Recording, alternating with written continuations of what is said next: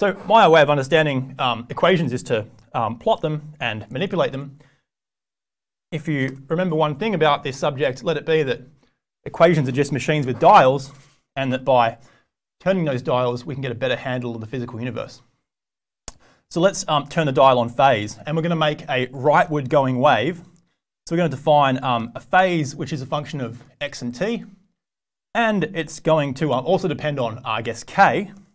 But we don't want to always have to put in the value of k. Let's let it have a default value of 2 pi. And ditto for omega. Let's allow it to have a default value of 2 pi. And this is, of course, just going to be k times x minus omega t. So far, so simple.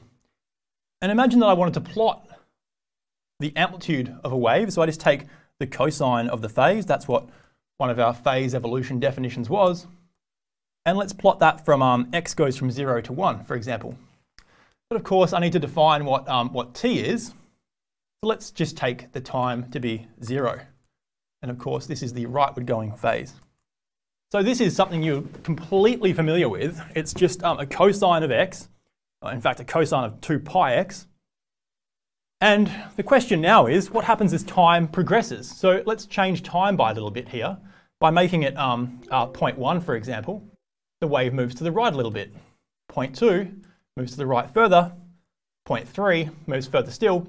But we've got a great way to actually show this passage of time automatically by changing this numerical value to an argument t and just asking Mathematica to vary t from 0 to 1. And if we do this, we're going to get a beautiful animation of the wave propagation as time progresses. So this is what a traveling wave looks like in different snapshots of time, where we've got x on the x-axis here.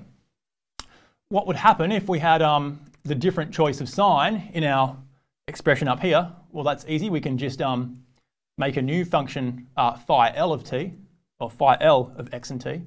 And instead of changing this from a kx minus omega t, let's make it kx plus omega t.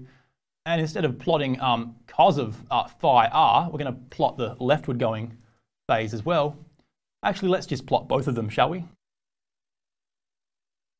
So here the waves are the same spatial frequency, the same temporal frequency. It's just their velocity along the x direction is equal and opposite.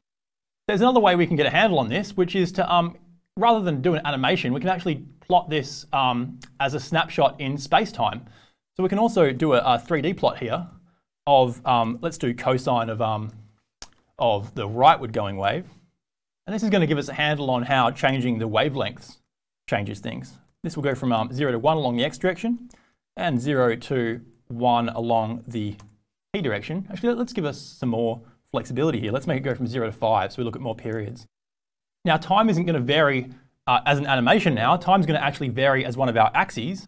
Let me just get rid of one of these. That's better. So this is called a surface plot, and it doesn't look like a very nice surface yet because I haven't really asked Mathematica to show me enough points. Let's ask for a few more. And we'll also eat our own dog food by actually labeling the axes so you guys know what you're looking at. The first axis is x, the second one is t, and the last one is, we're going to call it y, which is just some canonical expression for the wave amplitude. So this is what the wave amplitude looks like along the x direction, and for different slices of time, the wave is moving to the right, which is sort of evident from here, perhaps if we look at it from a slightly different projection. Now what happens if we change the wavelength of this? So we've got to actually put in our wavelength again, so we're going to put in 2 pi over lambda here. And if we increase the spatial frequency, we so too have to increase the temporal frequency. As we saw, we had to keep the velocity fixed. And I'm going to make a set of plots now where I take this expression and iterate over lambda. So what are some good choices of lambda? Well, let's start at 1, which is what we already had, and make lambda go up to 5. And we're going to do that in steps of 0.1, so we get 50 plots. And when that's finished, I'm going to take those plots and make a movie out of them. Mathematica is doing its own plugging and chugging this morning. Well, there it is there.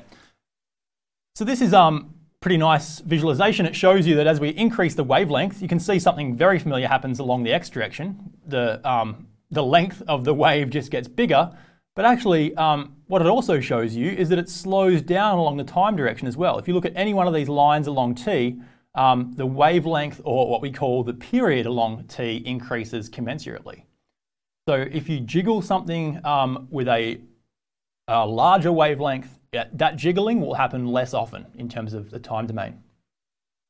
There are plenty of other ways to visualize this, but these are some nice ones.